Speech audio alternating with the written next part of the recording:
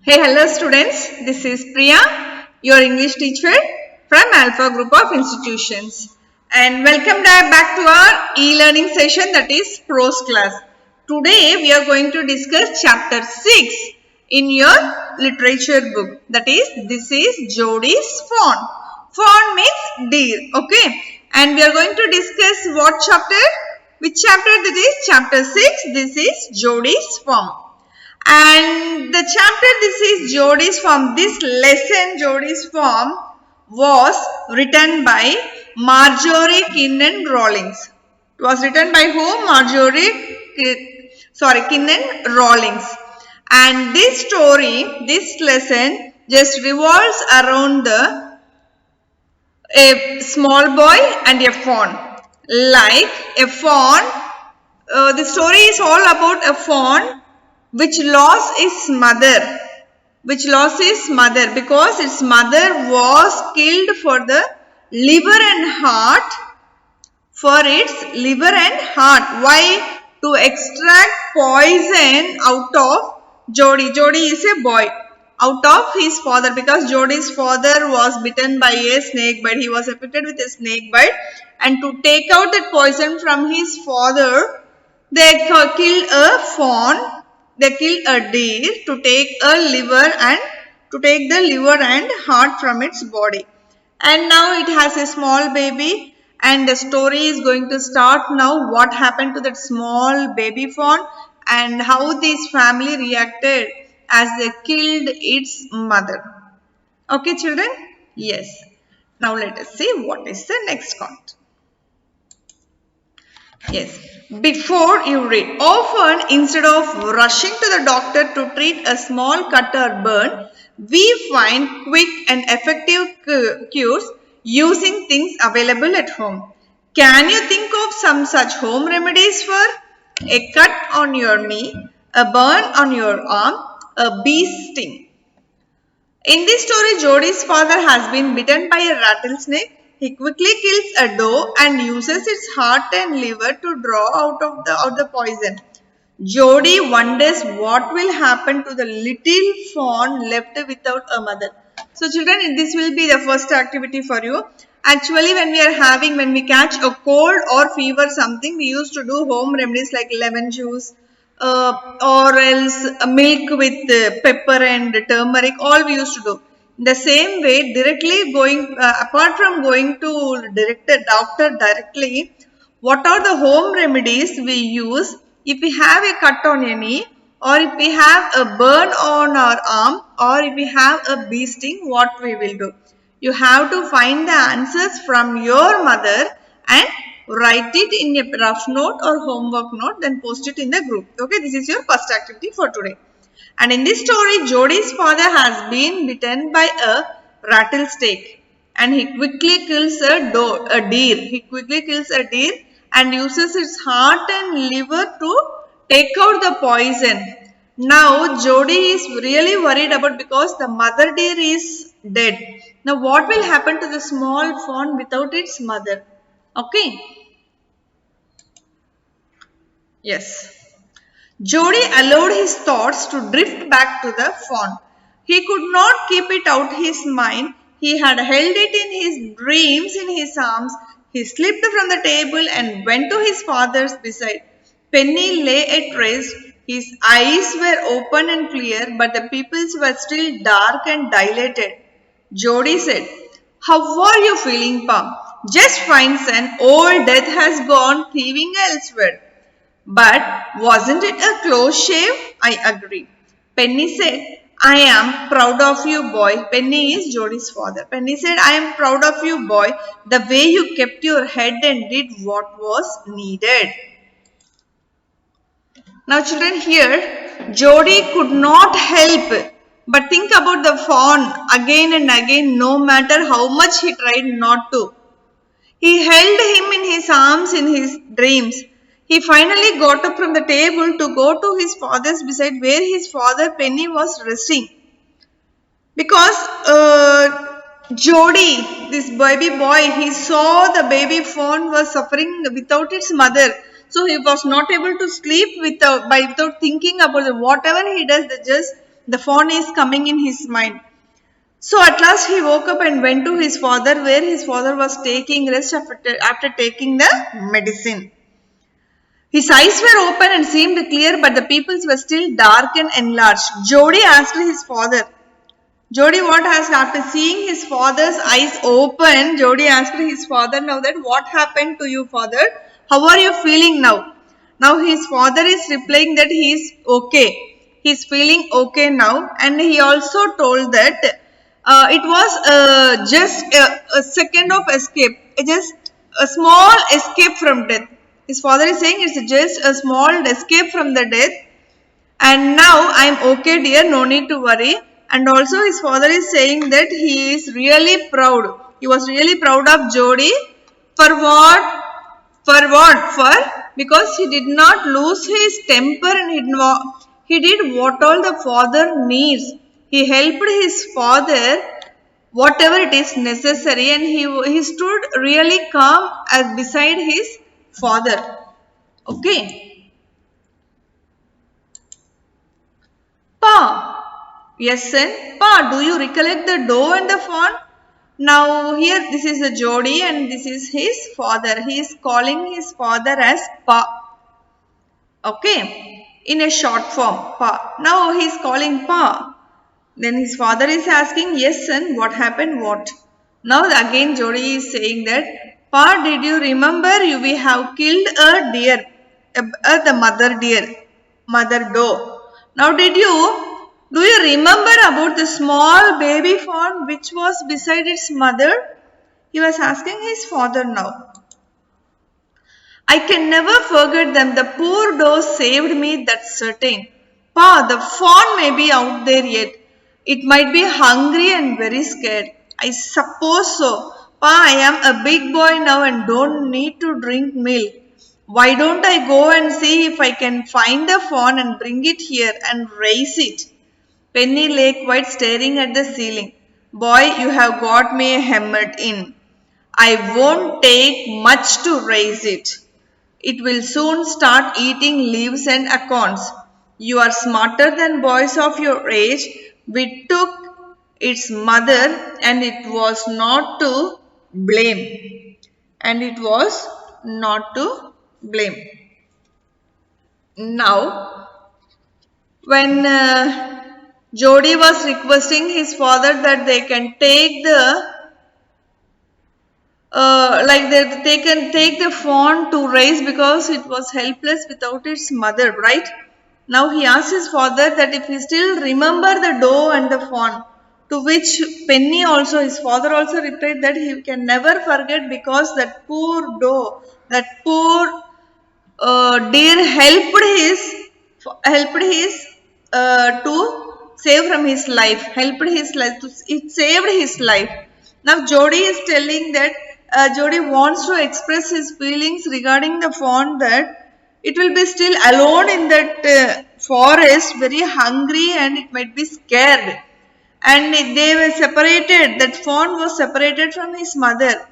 His father agreed for that also. Now Jodi's father says that he can't take care of that small fawn, and that is little grown up fawn only, not baby fawn, so that he can start eating leaves little faster. He can start eating leaves. Now he asked his father if this boy want to take care out of the fawn. His father also says that if Jodi wants to bring the fawn at their place, to which Jodi agreed and added that he wanted to raise it too. Okay, he wanted to raise it too. Now let us see what happened in the next scene. Surely it seems ungrateful to leave it to starve. Son, I can't say no to you. I never thought I would live to see another day. Can I ride back with Millville and see if I can find it? Can I ride back with Millville and see if I can find it? Tell your ma I said you can go. He sidled back to the table and sat down. His mother was pouring coffee for everyone. He said, Ma, Pa, say. He said, Ma, Pa says, I can go bring back the fawn. She held a coffee pot in mid-air. What fawn? The fawn belonging to the doe we killed. We used the doe's liver to draw out the poison and save Pa. She gasped, well, for pity's sake. Pa says it would be ungrateful to leave it to starve. Dr. Wilson said, that's right, ma'am. Nothing in the world comes quite free. The boy is right and his daddy is right. Millville said, he can ride back with me. I will help him find it. She set down the pot helplessly. Well, if you will give it your milk, we have got nothing else to feed it. Now, children, let us see what happened here. Okay. Doe means what? A female deer. Now, when the father and son were discussing about the saving of the poor fawn, and his father, when this boy Jody was requesting to bring back the fawn and take care of the baby fawn and raise them in their own home. Now Jody's father is little confused and he was just looking at the ceiling.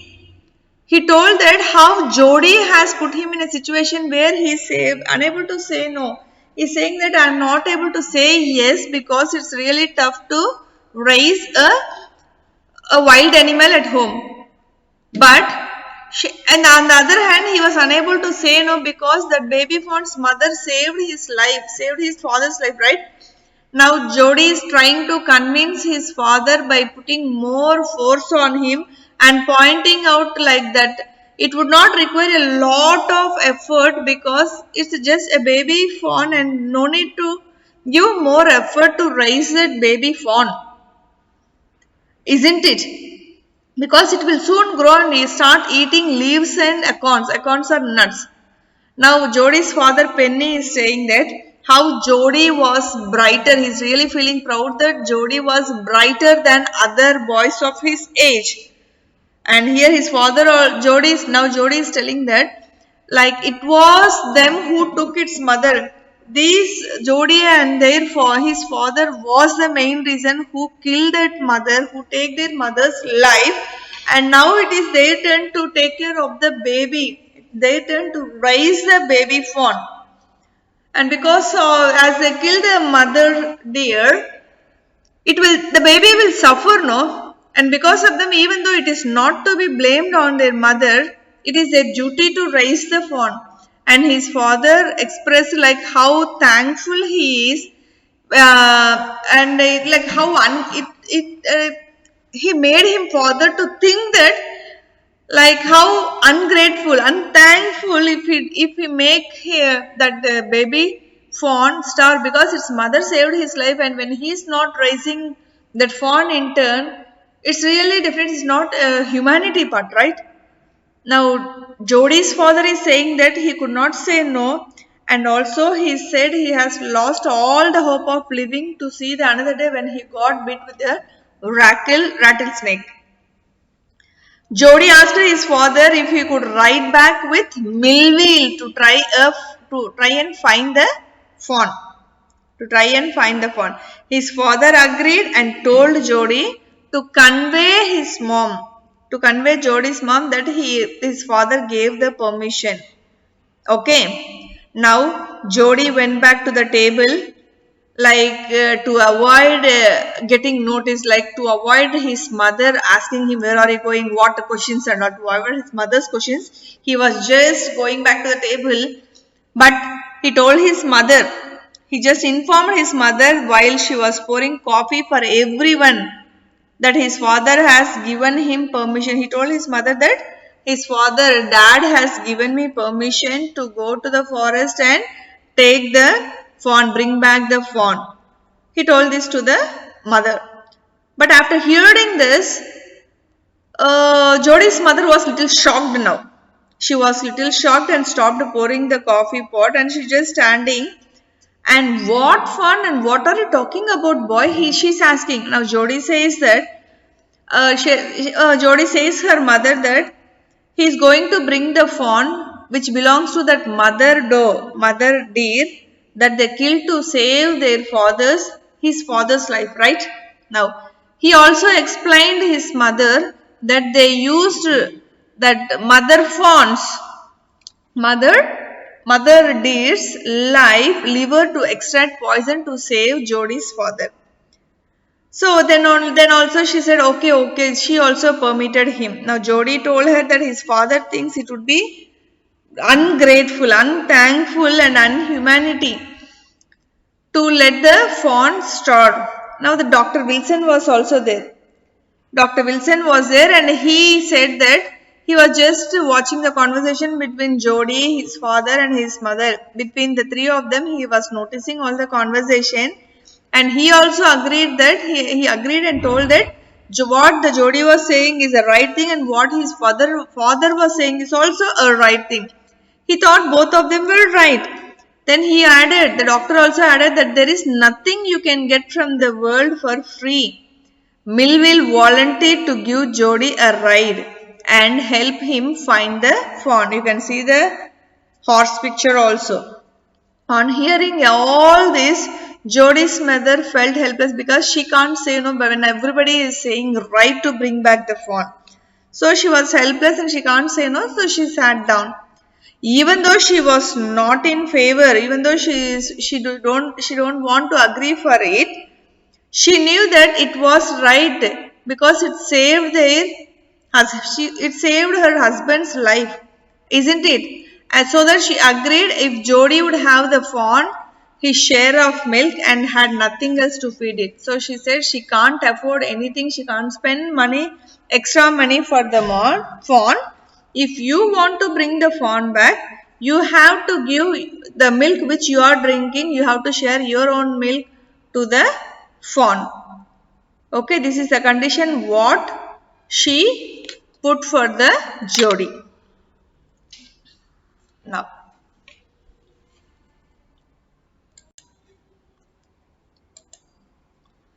Melville said, "Come on, boy, we have got to get riding," Ma Baxter asked anxiously. Okay. "You will not be gone long." "You will not be gone long?" Jodie said, "I will be back before dinner for sure." Melville mounted his horse and pulled Jodie up behind him. He said to Melville. Melville mounted his horse and put Jodie up behind him. He said to Melville, "Do you think the fawn is still there? Will you help me find him?" Yes. Now you can see the picture here. This man is Melville, this is Jodie, and this is their horse. "We will find him if he is alive." "How you know it is a he?" "The spots were all in a line on a doe fawn." Pa says the spots are every which way. Okay. Now the explanation for this is, children, as soon as Jodie's mother agreed, Melville, the person on the horse you can see here, this person, Melville asked Jodie to come along with him and said that they had to go immediately because it's not safe for a fawn. It's a small fawn, no? It can't stay alone. It's not safe also for it. So Jodie's mother Baxter quietly and uneasily asked for reassurance that he will not be gone for long. She is also asking that he must not take too much time searching for that fawn. So immediately what happened, this Jodie replied that he would be back soon before dinner. Before dinner time, he will be back taking the fawn back. Okay, now Melville climbed on the horse and helped Jodie to sit behind at the back of Melville. Jodie asked Melville if he thinks the fawn would still be there and if he will help Jodie in finding him. Now Melville is giving an assurance that they would find the fawn if it was alive. If it was alive only they can find. Because as we said, discussed, it's not really safe for a little fawn, yes or no, staying in the forest alone. However, he asked Jodie how he knew it was a male. Now Jody told Melville that he is sure because his spots were all in a line. His father had already told him that a doe fawn or a female deer has spots in different directions. If it is a male, it will be in a line. Okay. Now let us talk about the second scenario. Jody gave himself over to thoughts of the fawn. They passed the abandoned clearing. He said, "Cut to the north, Melville. It was up here that Pa got bitten by the snake and killed the doe, and I saw the fawn." Suddenly, Jody was unwilling to have Melville with him. If the fawn was dead or could not be found, he could not have his disappointment seen. And if the fawn was there, the meeting would be so lovely and so secret that he could not endure to share it. He could not endure to share it. It means, children, Jody was engaging himself in thinking about the fawn. They crossed a deserted piece of land in the forest, and Jody gave directions as he told Melville to turn towards the north where Jody's father got bitten by that rattlesnake, and when and where he had killed the mother deer and seen the fawn there only. And suddenly, all of a sudden, Jody became unwillingly to be with Melville because he feeling uncomfortable with Melville. He wondered if the fawn was dead or could not be found. He did not want Melville to see his disappointment. On the other hand, if he finds the fawn, the union would be so lovely and personal, like that he could not bring himself to share it. Now Jody is really thinking on the two sides. If he really misses the fawn, he don't want Melville to see how unhappy Jody was. Jody don't want to show himself as a disappointed person to Melville. On the other hand, if he finds the baby deer, it will be the reunion of the baby fawn and the Jody will be the happiest pair ever. That is what just running in his mind. Okay, now let us read the next paragraph. He said, "It's not far now, but the scrub is very thick for a horse. I can make it on foot. But I'm afraid to leave you, boy. Suppose you got lost or got bitten by a snake too. I will take care. It might take me a long time to find the fawn. If he's wandered, leave me off right here. Leave me off right here." "Alright, but you take it easy now. You know north here and east. There and there. The tall pine makes a bearing so long, Melville, I am obliged." He waited for the sound of the hoofs to end, then cut to the right. The scrub was still. Only his own crackling of twigs sounded across the silence. He wondered for an instant if he had mistaken his directions.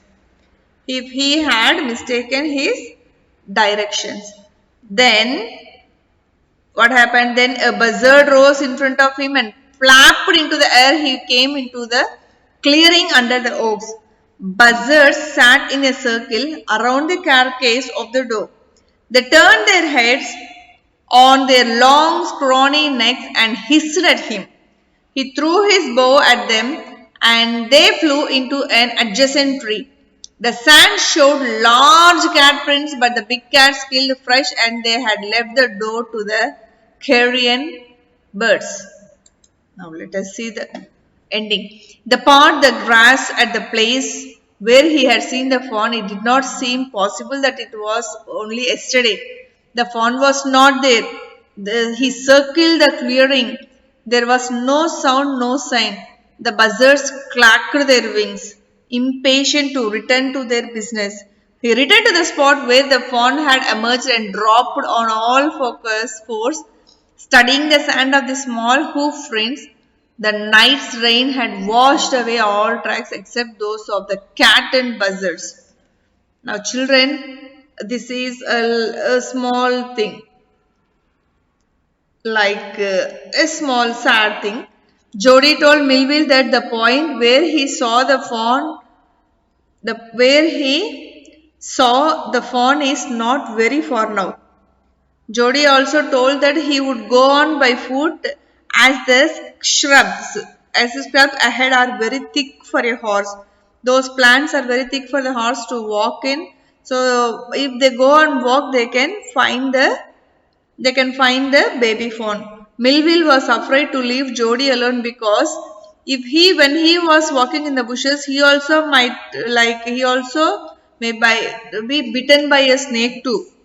Now Jody giving assurance to him that he will handle it and also that it might take a while for him to find the baby fawn in case if he is searching for further. He also told Millville to leave him nearby. Millville follows Jody's directions and advises him to take it easy. And Millville is also asking Jody if he is aware whether he knows which side is north and which side is east. Because he is a small boy and he needs to know when they both are getting separated. Right? Jody told him by pointing out the north and east directions that he knows it very perfectly and that all pine trees are the compass that helps in identifying him the directions. Okay. Now Millville remarks that the pine is so long, to which Jody agrees and expresses his gratefulness also. Now here when we are talking about things children, buzzard means it is a bird. It is a bird with, you can see in the synonyms, a large hawk-like bird of prey with broad wings and a rounded tail. Okay, it is a type of bird. Now Jody is waiting for the sound of hooves. Waiting for the sound of hooves means the footsteps of the horse. Hooves to end and let the horse go a bit far and take right. Describes the bushes that was in front of him which still stood. No movement in the bushes because when the horse is running, maybe the fawn might be afraid and run here and there. So when the bushes move, they can find it. Only sound of few twigs are there. He heard only some twigs sounds that could be heard in silence. Jody doubted for a second if he had mistaken his direction. He thought that he had gone in some other direction. He had misunderstood the directions. Now, a large bird, which is like a vulture, which is like an eagle, appeared in front of him and it is just flapping its wings in the air. Now, he came to an isolated area, a clearing area under the oaks. They sat in a circle around the doe and that lay dead. So, there is a doe, which doe is the fawn's mother. The fawn's mother's dead body was there. All these vultures like birds are sitting around that mother's dead body, that deer's dead body. And these birds are looking at him with their heads that laid on their long necks and hissed at him. Now Jody, he threw his bow at them and they flew away into nearby tree. When they are just watching Jody also cruelly, Jody started throwing bows on them and they just flew and afraid and just sat in the another tree also with the trees which are nearby. Now the sand on the ground, the mud on the ground is showing some marks of large cat footprints. Like it's maybe a tiger, maybe a lion or a cat also. Okay, wild cat. Who had killed it recently and had left the jaw for the carrion birds. It means they eaten the remaining flesh of the deer and left the remaining pieces for the birds, the small bone pieces and all. Okay. Now Jody came out of the grass from the place where he saw the fawn the previous day. He know where the mother was dead and where the baby fawn was there. He know and he came to that particular place and started searching for that baby fawn. He could not believe it had just been only one day. The fawn was not there at that place. Within one day the fawn was not there. As usual, when it is a baby, it starts walking here and there. No? When its mother is dead, it might be roaming somewhere else. The baby fawn is not there. Now Jody started searching here and there. He was really afraid and scared and really felt pity on the baby fawn. But there was really no sign and no sound of the baby fawn there. And on the other hand, These buzzards, these birds are making so much sound by flapping their wings, and they want to eagerly eat that meat. They're very curious and very eager to eat the meat, and they're just flapping their birds. Jody began looking at the place where the fawn had appeared from the before day, and now the fawn is not there, and he started searching for the footprints of the baby fawn so that he can find in which way the fawn had gone, right? But the bad thing is, last night there was a rain. So when last night there was a rain, and all the tracks, all the footprints were washed away.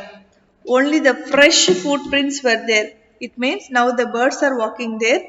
Some wild cats went that side.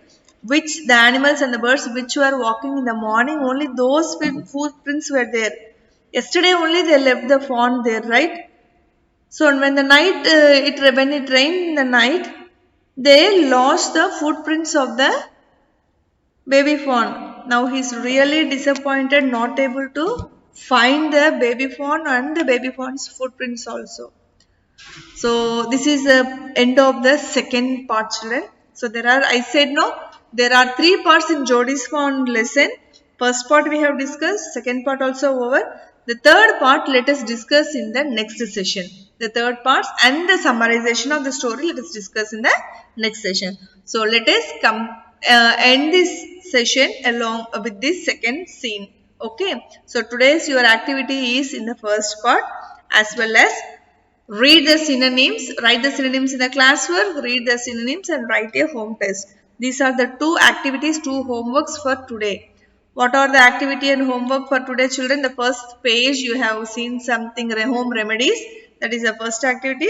Second activity is complete all the synonyms in the classwork, read it and write a home test. Okay, children, thanks for being with me. Thanks for staying with me attentively. This is Priya signing off from Alpha Group of Institutions. Goodbye, children.